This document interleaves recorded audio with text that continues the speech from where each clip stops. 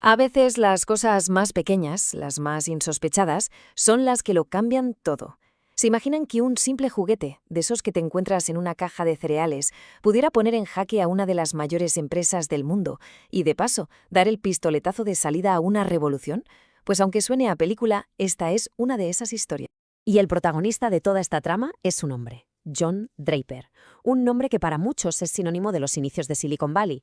Una figura clave, pero también increíblemente controvertida. Vamos a desgranar su historia para entender quién fue de verdad. Para meternos en faena, tenemos que viajar en el tiempo, a una era donde Internet no era lo que es hoy. Hablamos de la época del phone phreaking. ¿Y qué era eso? Pues básicamente un grupo de pioneros, de gente muy curiosa, que se dedicaba a explorar las entrañas de las redes telefónicas. Y la llave que abría la puerta a ese mundo secreto era algo tan simple como un sonido, un tono musical muy específico. Y aquí viene lo bueno. El tono en cuestión era de 2600 hercios. Ese era el sonido mágico que le decía al sistema de AT&T, el gigante telefónico, esta línea está libre, puedes usarla. Y lo increíble, lo que parece sacado de un guión, es que John Draper se dio cuenta de que un silbato de juguete, uno que venía en las cajas de cereales Captain Crunch, producía ese tono, a la perfección. De la noche a la mañana, la red telefónica más grande del planeta tenía una puerta trasera, y la llave cabía en un bolsillo. Pero ojo, es importante entender una cosa. Para estos primeros freakers, el rollo no era tanto llamar gratis, que también. La motivación principal era otra, era pura curiosidad. Era como ser un explorador del siglo XX descubriendo un nuevo continente, pero en este caso un continente digital, invisible para el resto del mundo. Querían saber cómo funcionaba el sistema. Claro, Draper no se quedó solo en el silbato. Eso fue solo el principio.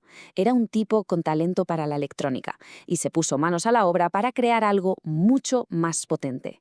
Un cacharro que se convertiría en el símbolo de toda una generación de hackers, la famosa caja azul. La caja azul era otra historia. Ya no era un juguete. Era un dispositivo que podía generar no solo el tono de 2600 hercios para secuestrar una línea, sino todos los demás tonos necesarios para llamar a cualquier parte del mundo. Esto lo convirtió en una auténtica leyenda, y ahí fue cuando se ganó su apodo, Capitán Crunch.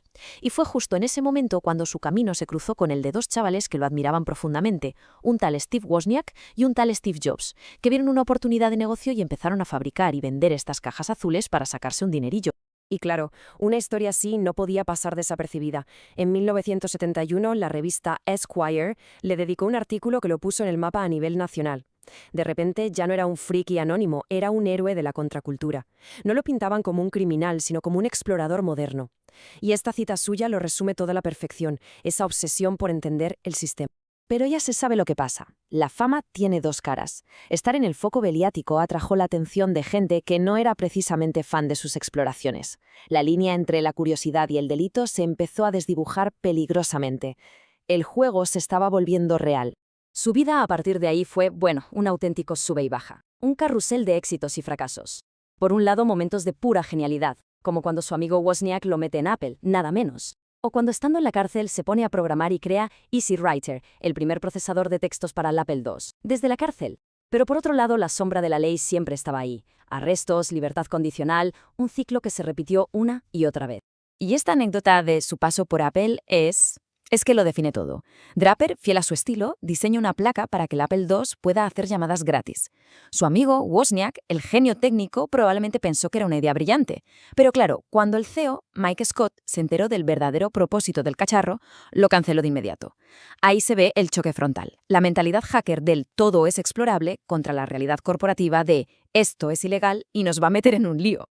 Y aquí la historia da un giro muy oscuro, porque todo lo que hemos contado hasta ahora es la parte, digamos, romántica del mito.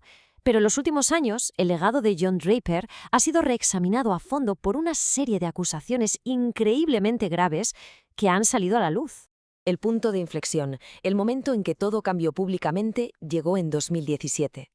Grandes conferencias de hackers, como la mítica DEF CON, le prohibieron la entrada de por vida. Pensemos en lo que esto significa. La propia comunidad que él ayudó a forjar, la gente que creció admirando su leyenda, le estaba cerrando la puerta en las narices. Fue un rechazo total. Las acusaciones son muy serias y vienen de distintas personas. Hablan de un patrón de comportamiento que incluye desde atención sexual no deseada en eventos tecnológicos hasta denuncias directas de agresión y acoso.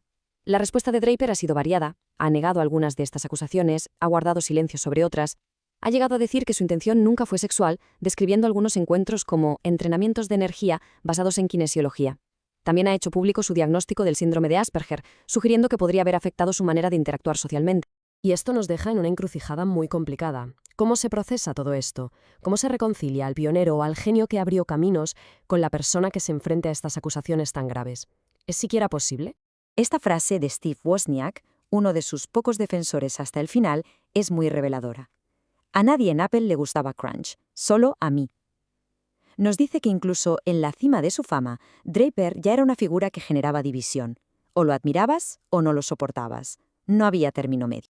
Y lo cierto es que después de esos primeros años de gloria, su carrera profesional nunca volvió a despegar del todo. Fundó empresas, lanzó productos, pero fue una serie de intentos fallidos. Da la sensación de que, a pesar de su innegable talento, nunca consiguió encajar en el mundo de los negocios, que, irónicamente, él mismo había ayudado a crear.